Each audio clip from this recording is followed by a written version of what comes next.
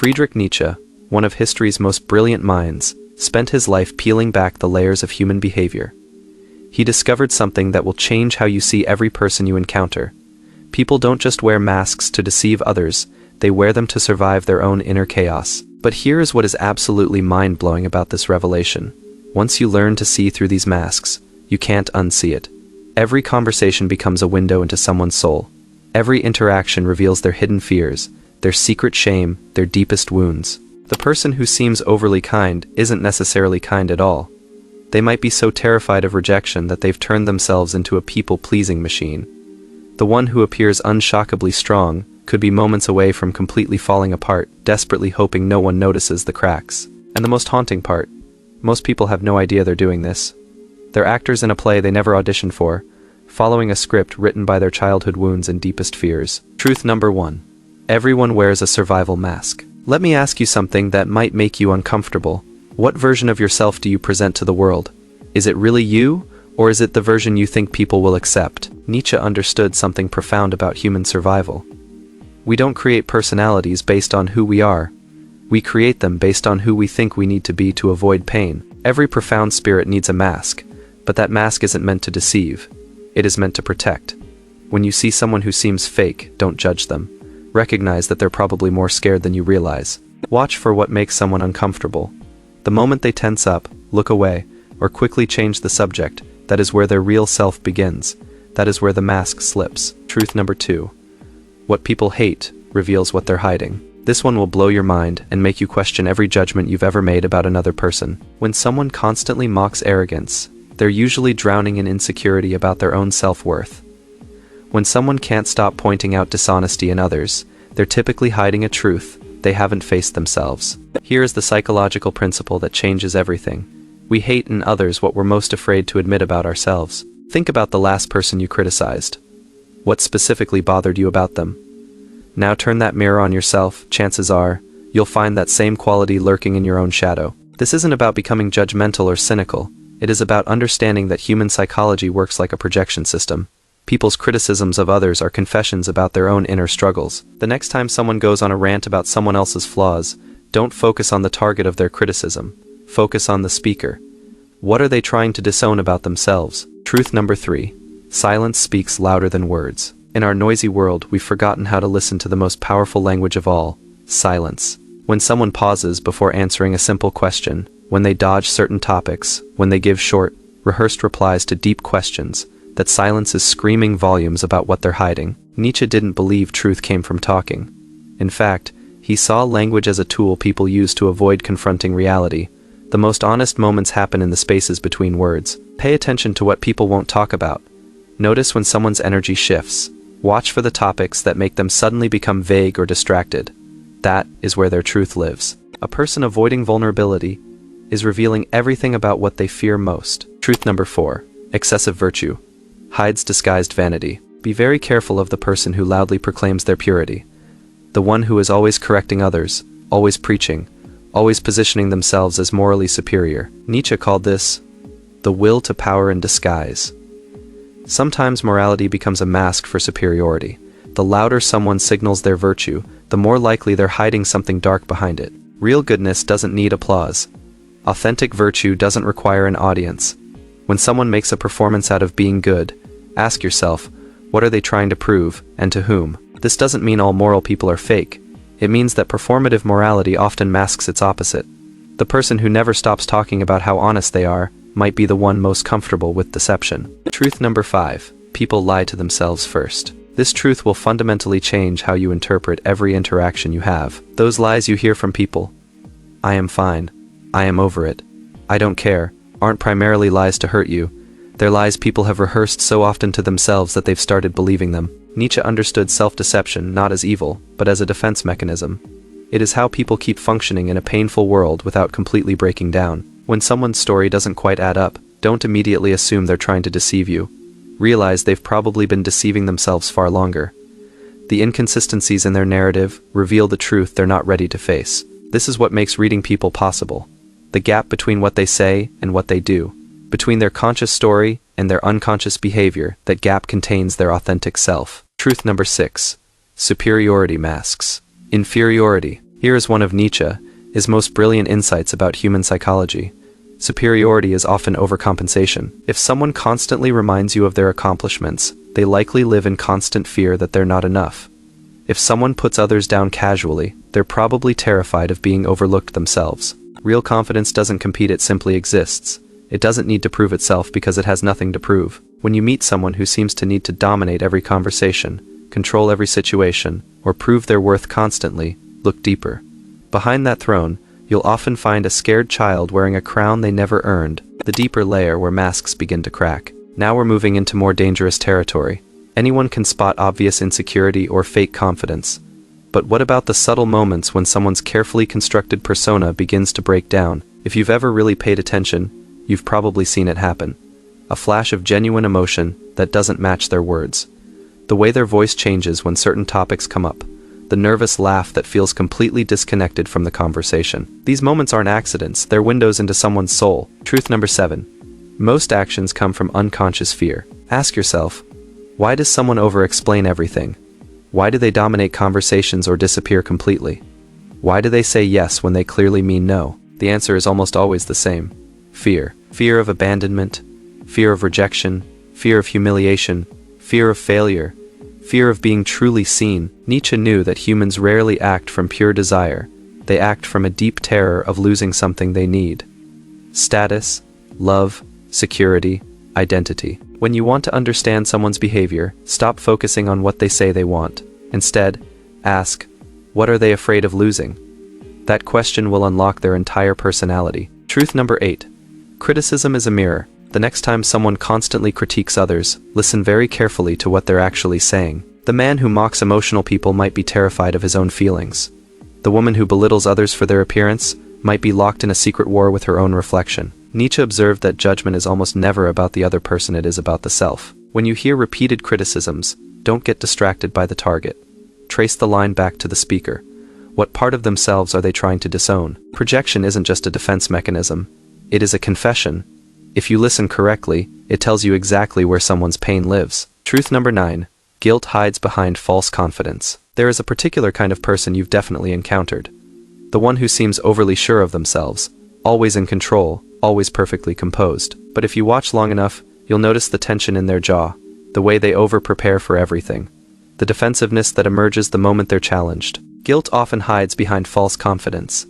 Nietzsche observed this phenomenon in leaders, teachers, preachers, anyone who performs certainty, because they're terrified of being seen as uncertain. When someone seems chronically confident, look for the guilt they're trying to bury. Maybe it is something they regret. Maybe it is a version of themselves they're trying to prove wrong. Real peace doesn't perform. So when someone's confidence feels like a show, don't be intimidated, be curious. Truth number 10. Exaggeration reveals hidden truth. This pattern is subtle but incredibly powerful. Once you see it, you can't unsee it. Someone who constantly says, I don't care what anyone thinks, likely cares more deeply than most. Someone who claims, I am always happy, probably struggles with depression. Exaggeration is a psychological tell. It is the ego trying to drown out doubt. Nietzsche believed that extremism in any direction reveals imbalance, not strength. When someone's statements sound too absolute, don't believe the content, read the insecurity underneath. Exaggeration is volume. The question is, what are they trying to silence? Truth number 11. Control seekers fear inner chaos. Some people crave control to an almost obsessive degree. They micromanage every detail, can't handle unexpected changes, need to dominate people to feel powerful. This isn't strength. This is someone terrified that the moment they let go, everything will fall apart. Nietzsche saw this clearly. When the inner world is disordered, the outer world must be managed obsessively. Instead of fearing controlling people, see them for what they are, humans so afraid of their own inner chaos that they're trying to control everything external to avoid facing what is internal. The stricter the outer shell, the more fragile the inner self. Truth number 12. Performance reveals emptiness. This insight is more relevant today than ever, especially in our social media age. Look at the endless look at me energy, the perfect poses, the constant updates, the carefully curated identity. Nietzsche didn't see this as strength. He saw it as desperation. When someone is constantly performing, it is because they don't believe they'll be seen or loved without the show. So they create noise, color, drama, anything to avoid the terrifying possibility of being invisible. The person who truly knows themselves doesn't need to be watched constantly. They're already whole. When someone's life looks like a performance, remember, it is not a show of power. It is a whisper of need. The final layer, reading the soul. By now, something in you has shifted. You don't just see people anymore. You read them, not as villains or victims, but as humans trying to survive with masks they didn't even choose. But we're not finished yet. Behind every behavior is a belief, and behind every belief is a wound. This final section is about learning to recognize the soul, the deep story that hides underneath the surface of everyone you meet. Truth number 13. People speak from pain, not logic. You might think people are rational beings who argue based on facts and make decisions based on reason, but Nietzsche believes something completely different. Underneath every logical argument is an emotional wound. A person might say, "I don't believe in love, it is just a fantasy." But listen more closely.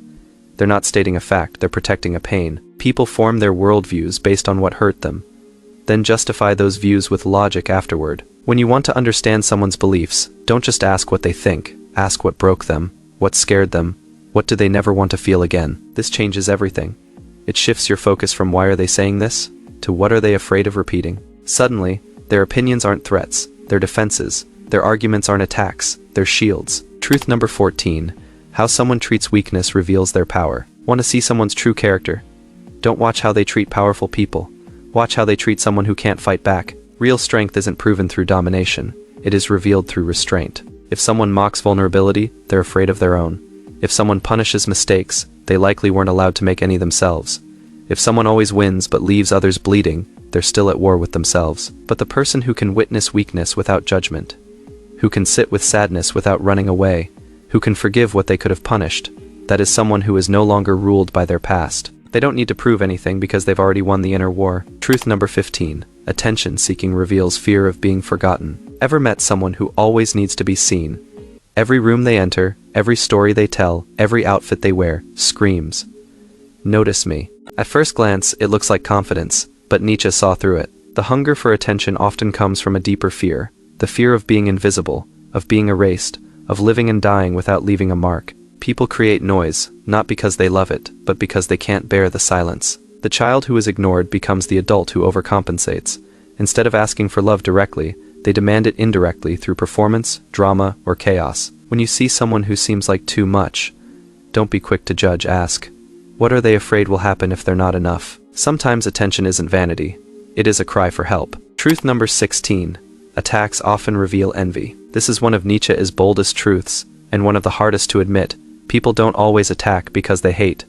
They often attack because they admire but feel they can never be. Criticism is easier than admiration. The person who tears down someone successful, who mocks someone confident, who gossips about someone free, they're not just mean, they're in pain. To see someone embody a part of you that you've abandoned is to be reminded of what you've lost.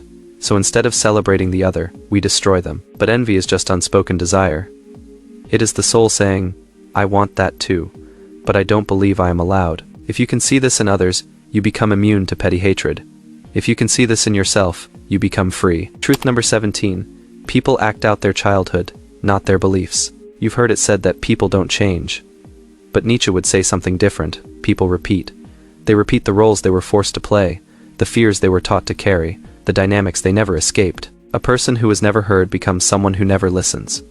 A person who is punished for expressing emotions becomes cold, logical, detached. A person who had to earn love becomes someone who performs for affection, even when it is destroying them. They think they're acting from beliefs, but really they're just reenacting the past. If you want to read someone, don't just look at who they are now, ask who they had to be then. Because behavior is just biography, and behind every adult is a child still waiting to feel safe. Truth number 18. Patterns are confessions. This is the final truth, and it changes everything. People don't always know how to express what hurts, but they will show you again and again through patterns. A person who ghosts when things get close. A person who overworks to avoid stillness. A person who flirts with everyone but connects with no one. These aren't random behaviors, they're confessions. They're saying, this is how I protect myself. They're saying, this is where I was hurt. They're saying, this is what I fear repeating. Nietzsche believed that if you learn to listen deeply not to words, but to patterns, you can hear the truth before it is spoken. And when you do, something amazing happens. You stop personalizing. You stop judging.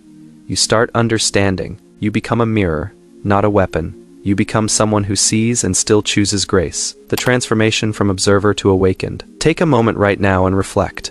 Every truth we've covered wasn't just about other people. It was about you, your own patterns, your own fears, your own childhood scripts that still run your life. The more clearly you see others, the more clearly you see yourself. This isn't the end of a journey. It is the beginning of a completely new way of seeing. Nietzsche didn't just want us to observe, he wanted us to awaken, to know that everything we judge in others is something we carry, that everything we admire is something we long to embody. You now possess something most people will never have, the ability to see past the performance to the person, to recognize that everyone is fighting a battle you know nothing about, to understand that behind every mask is a human being trying their best to survive in a world that often feels unsafe. But here is your responsibility now that you can see clearly. Use this knowledge not to manipulate or control, but to connect and heal. When you see the child behind the critic, the fear behind the bully, the guilt behind the arrogance, you don't become weaker, you become unshakable. Because once you understand that everyone is just trying to protect themselves from pain, you stop taking things personally. You start responding with compassion, instead of reacting with judgment. You become someone who can hold space for both the mask and the person wearing it. Someone who sees the truth and chooses love anyway. That is not just powerful, that is transformational. Not just for you, but for everyone whose life you touch. The question now is, what will you do with this sight? How will you use your ability to see what is hidden? The choice, as always, is yours.